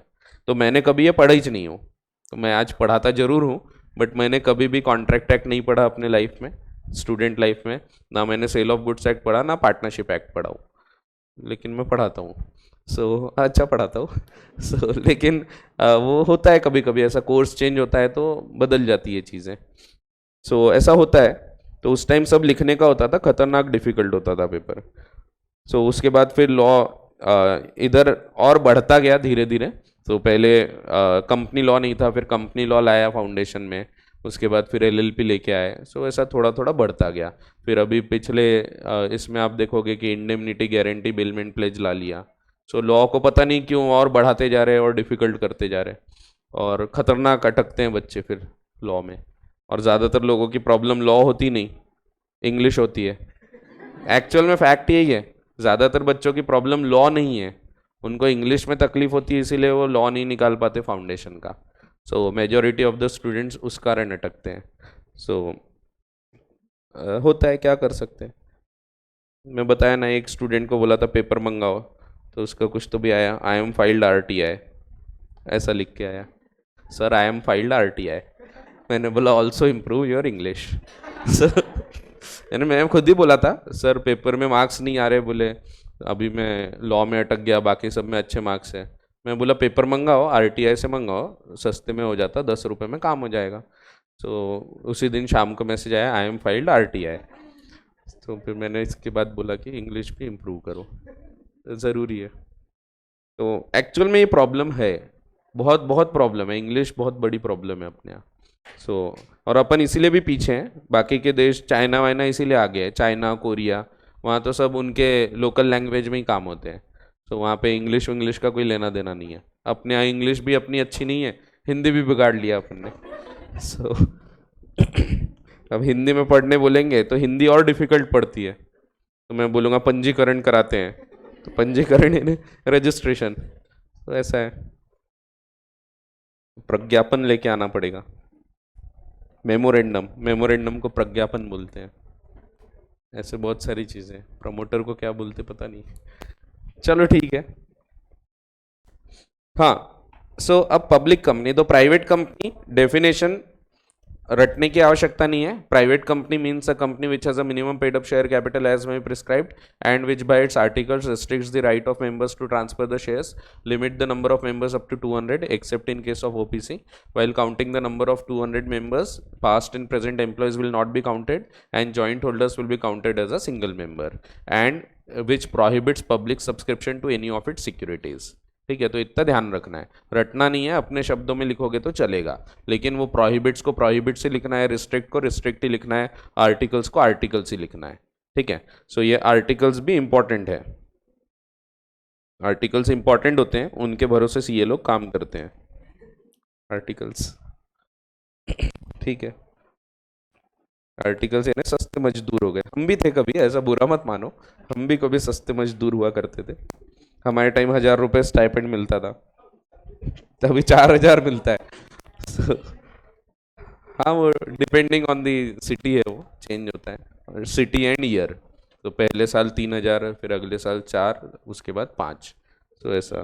सो वैसे 2 ही साल की आर्टिकलशिप है, बट जो प्रैक्टिस करने जाएगा उसको 1 साल एक्स्ट्रा करना पड़ेगा, तो ऐसा है, प्रैक्टिस करेंगे तो ऐसी एक एक्स्ट्रा आर्टिकलशिप रहेगी। खैर बात की बात है, पहले पास हो जाते हैं अपन इंटरमीडिएट, और हो जाओ एक बार में, बहुत इजी होता है, ऐसा बहुत डिफिकल्ट नहीं है सीए एग्ज़ाम्स, कभी भी लगे तो मेरे तरफ देख लेना। सो सीए एक्चुअल में उतना डिफिकल्ट नहीं है, सिर्फ कोर्स वास्ट है, अगर आपने अच्छे से पढ़े तो इजीली क्लियर कर सकते, मैंने निकाला हूँ यानी निकाल सकते हो आप। सो मैं ज़्यादा पढ़ता लिखता नहीं था, 10th-12th में तो बस घूमते रहते थे। सो 12th साइंस था, उसमें मेरे को सिर्फ 60% थे, सिर्फ 60% थे, और 10th में थे थोड़े ठीक, 70 थे यार, बहुत अच्छे भी नहीं थे, 70 थे, इधर और कम हो गए, 60 हो गए। बट फाउंडेशन एक बार में निकल गया, इंटर एक बार में निकल गया, फाइनल नहीं निकला, मैं थोड़ा सो प्रायोरिटीज़ बदल जाती है कभी कभी। चलो ठीक है, नो कमेंट्स, लेकिन इतना डिफिकल्ट नहीं है जितना लोग बोलते हैं। सो अगर आप रेगुलर पढ़ोगे, अच्छे से पढ़ोगे ना, सो एक एवरेज पढ़ने वाला स्टूडेंट भी इजीली क्लियर कर सकता है। सिर्फ इंटर में थोड़ी ज़्यादा मेहनत लगेगी, बाकी फाइनल में उतनी मेहनत नहीं लगती। सो फाइनल में आप इजीली क्लियर कर सकते हैं, थोड़ा थोड़ा करके भी अगर आप पढ़ते हैं तो। यहाँ आपको थोड़ा टाइम कम है, अभी आपको रियलाइज़ हो रहा होगा कि सुबह से बैठे रहते, घर जाके सिर्फ होमवर्क करने बैठ जाओ, थोड़ा बहुत देखने बैठ जाओ तो टाइम खत्म हो जाता, टाइम ही नहीं बचता है। सो 2 सब्जेक्ट होंगे 4 सब्जेक्ट में से, तो 2 सब्जेक्ट आप कंप्लीट कर पाओगे इजीली, बट बाकी 2 सब्जेक्ट नहीं हो पाते, तो उसके लिए एक्स्ट्रा एफर्ट्स देना पड़ेगा, थोड़ा नींद कम करना पड़ेगा। सो उससे फिर आपको थोड़ा टाइम एक्स्ट्रा मिलेगा, और नींद कम कर लो, कर सकते, 1 साल की बात है, 1 साल 2 घंटे कम सो लेना, सो फर्क पड़ता है। 6 घंटे सोए तो बहुत होता है, ये उम्र में कर सकते हो आप ऐसा।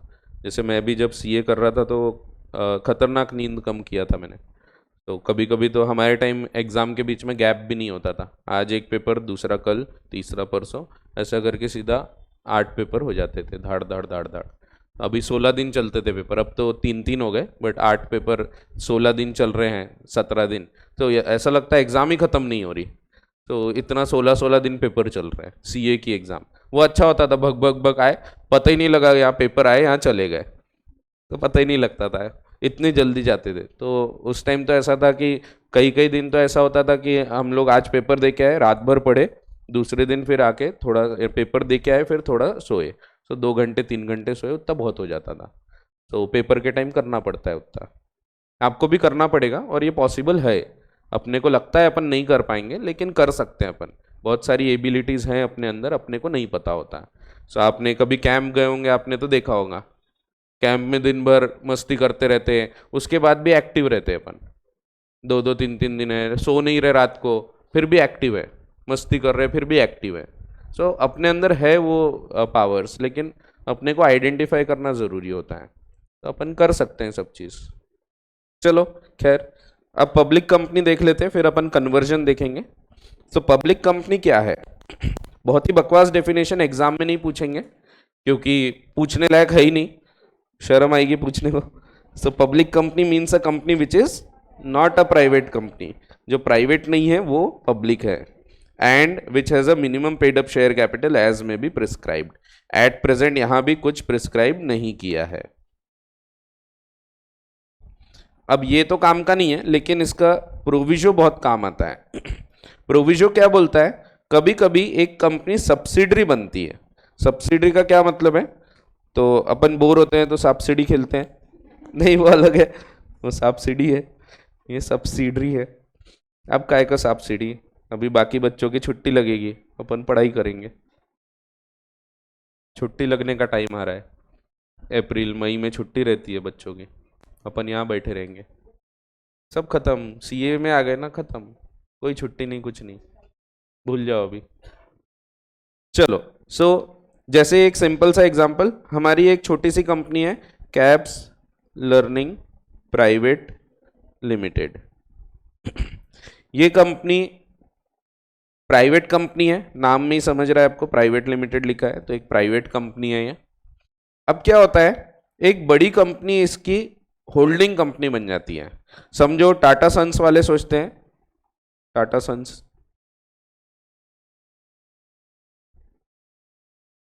वो बोलते हैं कि अपन इसको सब्सिडरी बना लेते हैं, तो वो क्या करते हैं, इसके मेजॉरिटी ऑफ शेयर्स खरीद लेते हैं। सो टाटा सन्स वालों ने इसके शेयर्स खरीद लिए। टाटा सन्स कौन है? ये एक पब्लिक कंपनी है।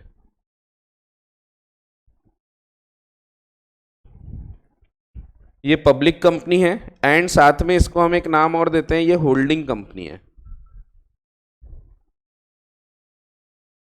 होल्डिंग कंपनी वो होती है जो दूसरी कंपनी को कंट्रोल करती है। कंट्रोल कैसे करेंगे हम? शेयर्स होल्ड करके, ठीक है। सो यहाँ पे Tata sons limited is the holding company of Caps learning private limited. Caps Learning को हम एक नाम और देते हैं, सब्सिडरी कंपनी। अब भले ही ये कैप्स लर्निंग प्राइवेट लिमिटेड थी, लेकिन हम इसको क्या मानेंगे? इसको भी हम पब्लिक कंपनी ही मानेंगे। It is deemed as, deemed यानी मान लेना, a public company. It is a private company by its articles. अभी भी आर्टिकल्स में इसके लिखा होगा, कैप्स लर्निंग प्राइवेट लिमिटेड के आर्टिकल्स में अभी भी लिखा होगा कि right of transfer of shares restricted है, नंबर ऑफ मेंबर्स 200 से ज़्यादा नहीं जाना, फिर पब्लिक सब्सक्रिप्शन प्रोहिबिटेड है, सब लिखा है। फिर भी इसको हम पब्लिक मान लेंगे। अब पब्लिक मान लेंगे, इसका क्या मतलब है? इसका मतलब ये नहीं है कि अब ये पब्लिक से पैसा लेना चालू कर देगी। इसका मतलब ये नहीं है कि 200 से ज़्यादा शेयर होल्डर हो सकते हैं हम। इसका सिंपली इतना मतलब है कि जो रूल्स लगते हैं पब्लिक वाली कंपनी को, पब्लिक कंपनी को, वो रूल्स इनको भी लगने लगेंगे। क्या होता है, प्राइवेट कंपनी को बहुत सारे फायदे दिए गए, बेनिफिट्स दिए गए हैं, जैसे उनको बहुत सारे रूल्स फॉलो नहीं करना पड़ता, बहुत सारी फाइलिंग नहीं करना पड़ता, जबकि पब्लिक कंपनी को रेगुलर फाइलिंग करना पड़ता है, 3 3 महीने के क्वार्टरली स्टेटमेंट्स वगैरह सब फाइल करना पड़ता है। अगर हम सब्सिडरी बन गए एक पब्लिक कंपनी के, तो हमको भी फिर अब वो सब फाइलिंग वगैरह करना पड़ेगा। सो जो वैसे नहीं करना पड़ रहा था, बट अगर हम सब्सिडरी बन जाते हैं एक पब्लिक कंपनी के, तो अब हमको भी पब्लिक मान लेंगे। दैट मीन्स हमको पूरी वो प्रोसीजर फॉलो करना है जो एक पब्लिक कंपनी को करना पड़ता है, ठीक है। सो ये प्रोविजो काम का है आपके, subsidiary of a public company shall be deemed to be a public company for the purpose of this act even where it continues to be private in the articles। भले आर्टिकल्स में अभी भी वो चीज़ें लिखी हुई है, उसमें अभी भी वो प्राइवेट लिमिटेड दिया है, अभी भी उसमें रेस्ट्रिक्शंस हैं, फिर भी हम इसको अब पब्लिक मान लेंगे। दैट मीन्स इसको अब पब्लिक कंपनी के रूल्स फॉलो करना पड़ेगा। इसी को अगर हम आसान शब्दों में एनालाइज करें, so to call a company public company, provisions of section 31A read with 271 should be complied with. Public company क्या है? जिसमें एटलीस्ट 7 पर्सन्स रहे, सेक्शन 3 बताता है। एंड क्योंकि ये प्राइवेट नहीं है, दैट मीन्स उसमें ये तीन चीजें नहीं होगी। There will be no restriction on transfer of shares. तो शेयर्स ऑफ पब्लिक कंपनी कैसे होते हैं? फ्रीली ट्रांसफरेबल होते हैं।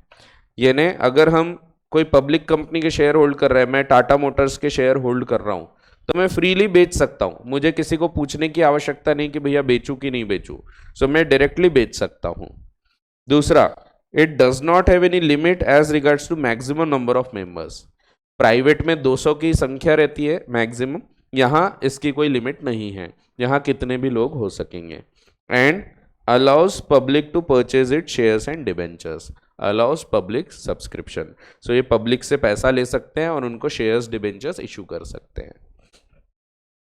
Further, a private company which is a subsidiary of public company will also be deemed as a public company. कुछ basic points बताए हैं public और प्राइवेट कंपनीज के। अगेन ये इंफॉर्मेशन के लिए, कहीं पूछेंगे नहीं एग्जाम में, ये फॉर योर इंफॉर्मेशन है। Basic distinction between private and public company is in the extent of public participation. So public का पैसा ले सकते हैं नहीं ले सकते, ये मेन डिफरेंस होता है। In public company there is a increase public participation. Membership of company is open to general public at a large. जैसे रिलायंस एक पब्लिक कंपनी है, कोई भी उसके शेयर्स खरीद सकता है। While in private company there is no public participation, यहाँ पब्लिक से पैसा आप ले ही नहीं सकते। जैसे कैप्स लर्निंग प्राइवेट लिमिटेड है, it is a private affair और a closed affair of a few person. Affair यानी वो नहीं जो आप सोच रहे हैं, अफेयर यानी कारोबार। The last word in the name of private company is private limited. जैसे कैप्स लर्निंग प्राइवेट लिमिटेड, वहीं पब्लिक कंपनी में लिमिटेड वर्ड होता है, जैसे कि रिलायंस इंडस्ट्रीज लिमिटेड। फिर companies act gives different treatment to public and private companies. कुछ provisions हैं जो सिर्फ पब्लिक कंपनीज को लगते हैं, which apply to only public companies. As a result private companies have been placed in privileged position. लेकिन ये प्रिविलेज नहीं मिलेगा अगर वो सब्सिडरी बन जाएगी, तो ये बेनिफिट मिलना खत्म हो जाते हैं। Formation of a private company offers a combined advantage of partnership and limited liability. On one hand partnership के फायदे हैं, क्योंकि इसमें जो लोग ओनर्स होते हैं वही लोग खुद काम कर रहे हैं, वही बिजनेस चला रहे हैं, खुद का ही कंट्रोल रहता है, सीक्रेसी मेंटेन होती है। So secrecy of business affairs, no control by outsiders. वैसे ही एडवांटेज ऑफ कंपनी भी रहेगा, जैसे कि limited liability of members, permanent existence etcetera. Moreover, it is not required to comply with statutory obligation of public limited company. फिर OPC बाद में देखेंगे, पहले हम कन्वर्जन देखते हैं अभी। तो ये सिंपल सी डेफिनेशन है, इस पे ज्यादा क्वेश्चन आने के चांस नहीं है। कन्वर्जन कैसे होगा ये देखते हैं अपन।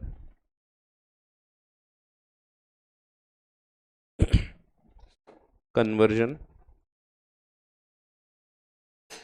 ऑफ कंपनी, अब इसमें दोनों देखेंगे हम, from private to public and public to private. इसमें दो सेक्शन लगते हैं। Section number 18 read with section number 14, दो सेक्शन साथ में अप्लाई होते हैं इसमें। मैं सेक्शन की लिस्ट थोड़ी कंटिन्यू कर देता हूँ पहले, फिर आगे देखते हैं। सेक्शन नंबर 12 बताया था मैंने आपको, रजिस्टर्ड ऑफिस।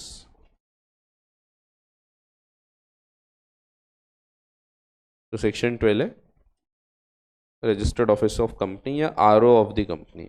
आरओ भी बोल सकते हो आप, आरओ यानी जिससे पानी साफ होता है, नहीं वो अलग होता है, वो भी होता है, बट यहाँ पे रजिस्टर्ड ऑफिस। फिर section number 13 alteration of MOA. MOA को कैसे ऑल्टर करते हैं ये देखेंगे अपन। सो ये होता है एक यमओए, मेमोरेंडम ऑफ एसोसिएशन, मुआ, मुआ भी बोलते हैं इसको, मुआ बोलो या मोए मोए बोलो, यमओए। और सेक्शन नंबर 14 अभी देखेंगे हम, ये किसके बारे में, ये हो ये का ऑल्टरेशन। 15 सिंपल है, अभी नहीं बता रहा मैं, 14 पढ़ेंगे उसके बाद, एक लाइन में लिखा हुआ है। 16 भी थोड़ा रुक जाओ, नेम चेंज करने के ऊपर है। 17 भी राइट ऑफ मेंबर्स है, ये भी छोड़ देते। 18 बताता है कन्वर्जन ऑफ कंपनी।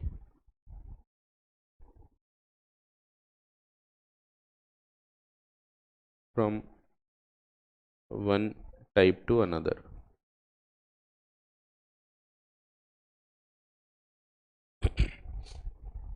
इसमें अगेन इंपॉर्टेंट है आपके लिए 13, खतरनाक इंपॉर्टेंट है, एकदम बहुत ही खतरनाक, डरने वाला नहीं। 14 भी इंपॉर्टेंट है,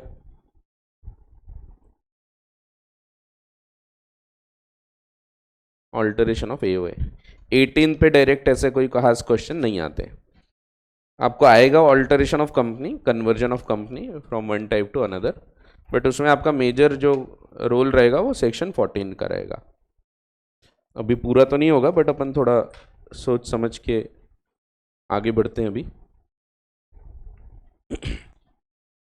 सो कन्वर्जन ऑफ कंपनी हम सेक्शन 18 और 14 दोनों पढ़ेंगे यहाँ पे।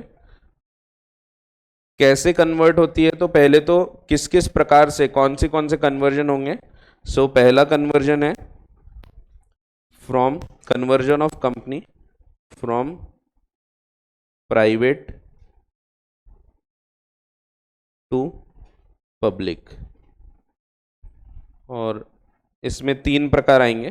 तो मैं पहले आपको डब्बे प्रॉपर बना देता हूँ ताकि आपको आगे जगह की प्रॉब्लम ना जाए।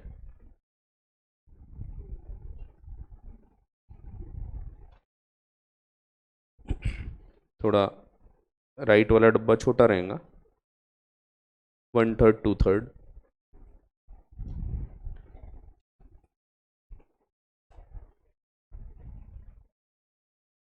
स्केल पट्टी लेके चालू। हाँ, आपको बोलते होंगे आपके अकाउंट्स वाले सर, प्रॉब्लम देखा नहीं कि स्केल पट्टी लेके चालू, ऐसा करते हैं अपन, ठीक है।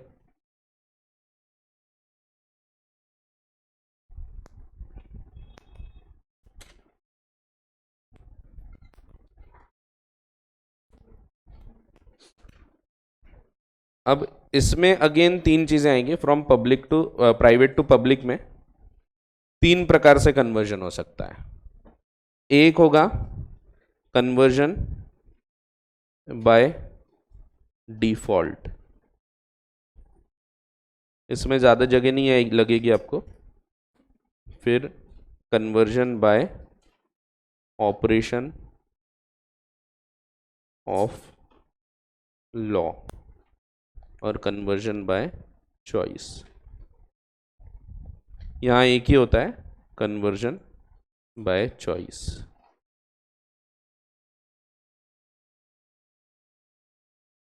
फिर से स्केल पट्टी ला लेते हैं, थोड़ी सी काम आएगी।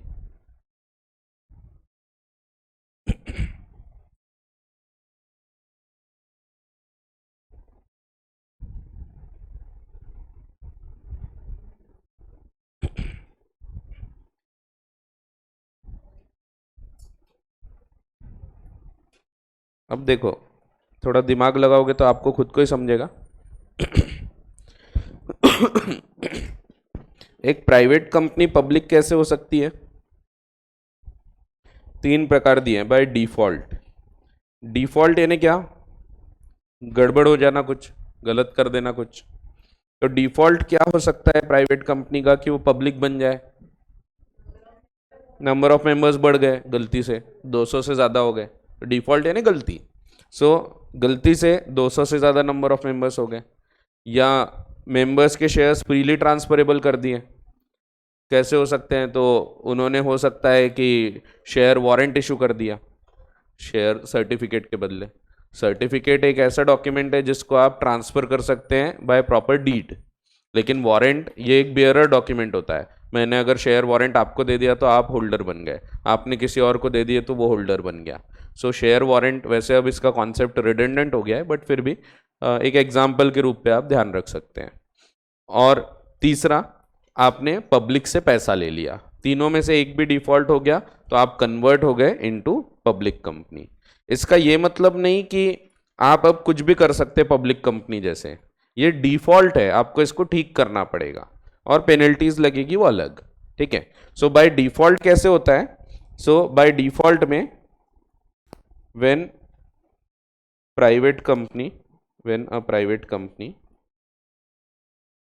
फेल्स, तो सीए कर रही थी, नहीं, fails to follow conditions of section 2 clause 68, जैसे कि allows free transfer of share, या तो फ्री ट्रांसफर अलाउ कर दिया या फिर fails to limit members up to 200, या फिर accepts public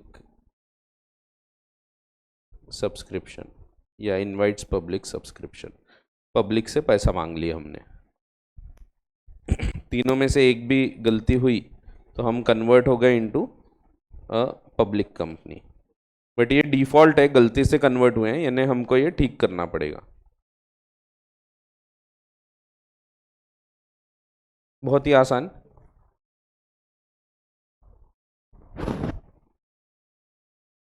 जीवन में पढ़ाई से आसान कुछ भी नहीं।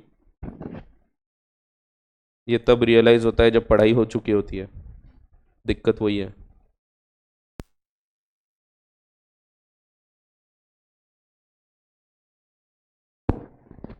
हाँ, पढ़ाई बहुत आसान है, आपको बाद में रियलाइज होगा। सच में सबसे आसान तरीका है सक्सेसफुल होने का, पढ़ाई कर लो।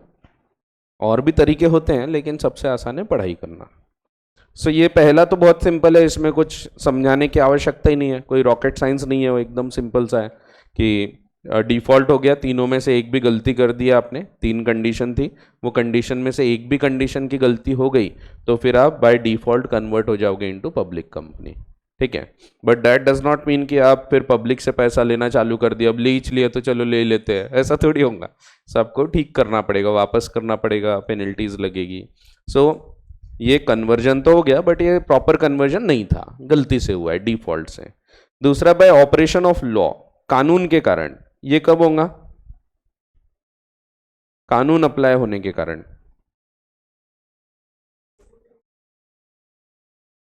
नहीं, अपन क्या पढ़ रहे, प्राइवेट से पब्लिक हो रही है। सो कानून अप्लाई कब होगा? पब्लिक कंपनी की डेफिनेशन में प्रोविजो पढ़ो तो ध्यान आ जाएगा आपको, जब सब्सिडरी बन गई कानून के कारण। सो अभी हमारी प्राइवेट कंपनी है, एक पब्लिक कंपनी की सब्सिडरी बन गई, due to operation of law it will be automatically converted into a public company. ठीक है। सो यहां पे भी it will be deemed as public company. So when a private company becomes a subsidiary of a public company। so यहां लग रहा है proviso to section 2 clause 71।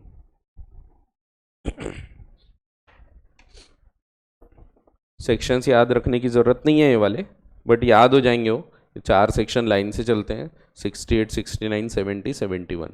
Section 2 clause 68 private company को डिफाइन करता है, फिर 69 प्रमोटर को डिफाइन करता है। सो लाइन से चलते हैं। तो ये 268 देखे अपन ने प्राइवेट कंपनी, 269 जो है ये प्रमोटर को डिफाइन करता है। 270 प्रॉस्पेक्टस एंड 271 पब्लिक कंपनी। ये अल्फ़ाबेटिकल ऑर्डर में होती है, तो याद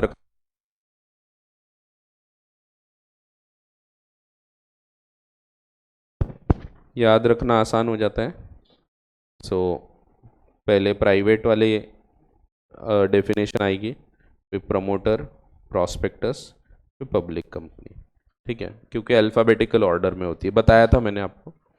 सो ये चारों लाइन से है, इसीलिए ये सेक्शंस याद रखना आसान हो जाता है।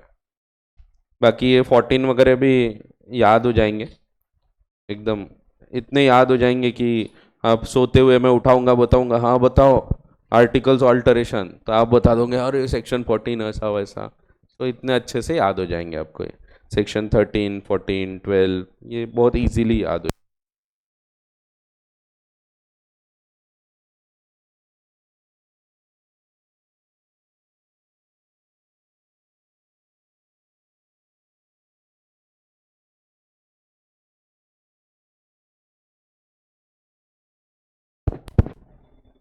ऐसे टेक्नोलॉजी प्रॉब्लम देते रहती है कभी कभी। मेरा राहु खराब है इसीलिए ऐसा होते रहता है। ठीक है, हाँ, तो ये दूसरा भी बड़ा सिंपल है। फिर बाय चॉइस, यहां पे एक्चुअली हमको लगता है सेक्शन 14।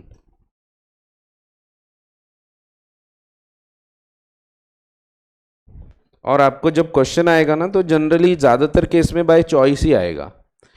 आपको पूछा जाएगा कि आप कन्वर्ट करना चाहते हैं कंपनी को फ्रॉम प्राइवेट टू पब्लिक, तो कैसे करोगे, करना चाहते हैं। गलती से हुए वाले पे क्वेश्चन जाना आने के ज़्यादा चांस नहीं है, वैसे ऑपरेशन ऑफ लॉ पे ज़्यादा चांस नहीं है। आपको ये वाले पार्ट पे क्वेश्चन आने के चांस है कि आप कन्वर्ट करना चाहते हैं।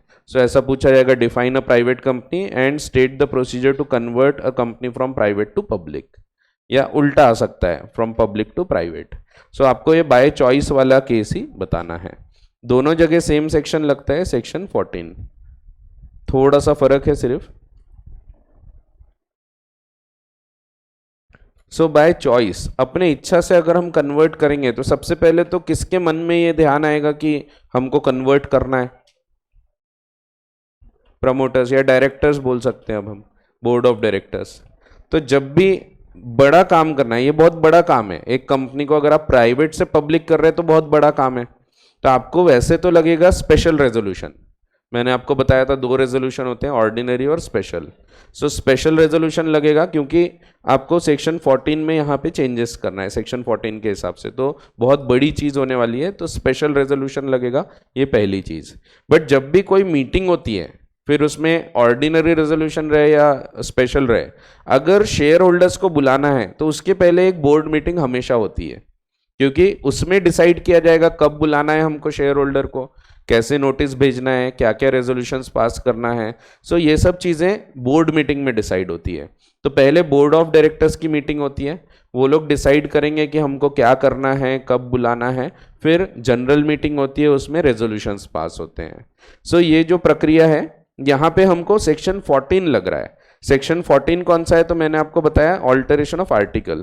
तो हमको यहाँ करना क्या पड़ेगा बेसिकली सेक्शन 14 के हिसाब से? तो सोच के देखो, थोड़ा दिमाग लगाओ, आपको समझेगा, खुद को ही जम जाता है। हम अपनी इच्छा से अगर कन्वर्ट करना चाहते हैं प्राइवेट को पब्लिक में, तो क्या करना पड़ेगा? ऑल्टर करना पड़ेगा। और क्या करेंगे उसमें? वो जो 3 चीजें लिखी है उनको हटाना पड़ेगा। 3 चीजें लिखी होती है प्राइवेट कंपनी की डेफिनेशन में, ये 3 चीजें। बट अब हम बोल रहे हैं हम प्राइवेट नहीं रहना चाहते, तो आपको ये 3 चीजें हटाना पड़ेगा। You will have to remove the restrictions on transferability of shares, ये हटाओगे आप आर्टिकल्स बदल के। वैसे ही लिमिट ऑफ 200 मेंबर्स, ये हटाओगे, सो ये भी डिलीट करोगे। And prohibition from public subscription हटाओगे।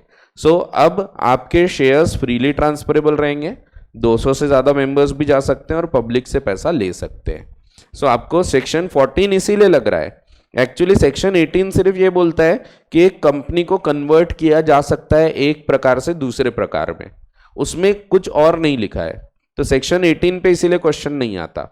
उसमें सिंपली इतना लिखा है, कंपनी में be converted from one type two another type by following the procedure specified in the act.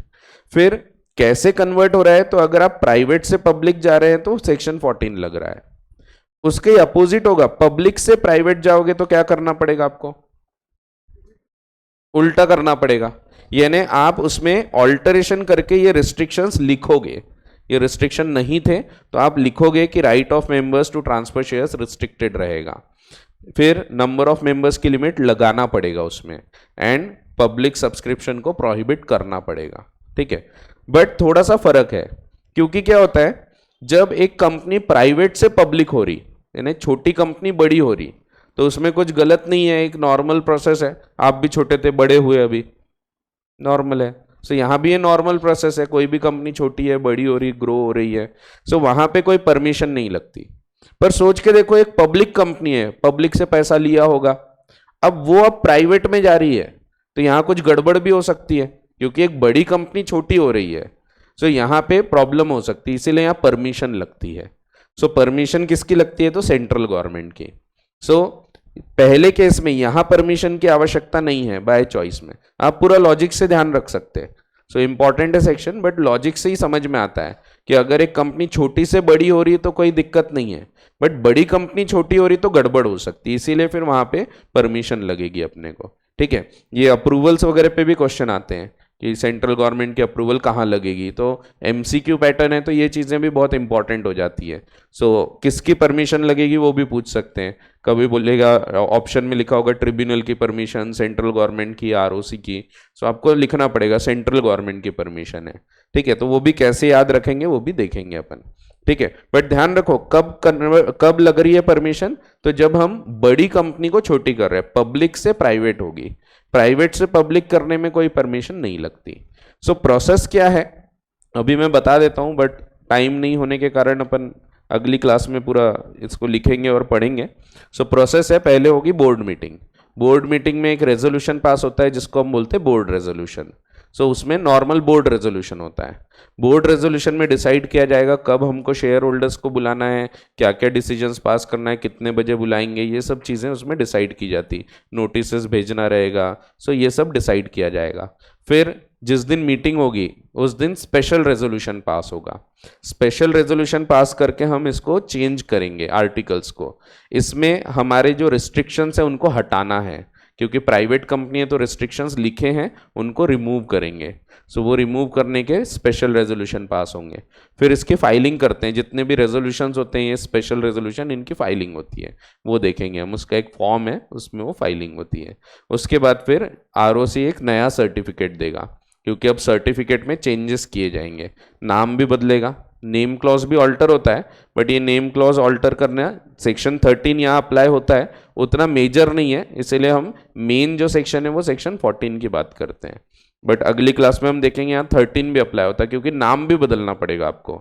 आपके नाम में अगर प्राइवेट कंपनी है तो प्राइवेट लिमिटेड होगा, बट अब आप पब्लिक में जाना चाहते हैं तो नाम बदल के वो प्राइवेट वर्ड हटाना पड़ेगा। So you will have to delete the word private. So ये प्रोसेस में पहली चीज होती है बोर्ड मीटिंग, बोर्ड रेजोल्यूशन, फिर general meeting, special resolution. Special resolution में एक तो आर्टिकल्स बदलते हैं, ये 3 चीज उससे हटाना है, दूसरा नाम बदलते हैं, ये 2 चीज होती है, इसकी फाइलिंग होती है, फिर ROC will issue a new certificate of incorporation. So ये प्रोसेस है, सिर्फ गिनती की 4 लाइन 4 पॉइंट की प्रोसेस है वो, और इसीलिए 4 मार्क का क्वेश्चन आता है वो। ठीक है, सो अगली क्लास में देखते हैं हम, आइदर और पूछेंगे, या तो प्राइवेट टू पब्लिक या पब्लिक टू प्राइवेट, दोनों में से एक क्वेश्चन आता है। सो देखते हैं अगली क्लास में, अच्छे से प्रॉपर इसको कंटिन्यू करेंगे, डायग्राम को भी, एंड रीड करेंगे actual wordings of the act के हिसाब से। सो इसमें एक्चुअल वर्डिंग्स दी हुई है आपको कानून की, तो बेयर एक्ट के लैंग्वेज से अपन इसको पढ़ेंगे। सो कोई डाउट होगा तो पूछ सकते हो आप, बाकी अगली क्लास में देखते हैं।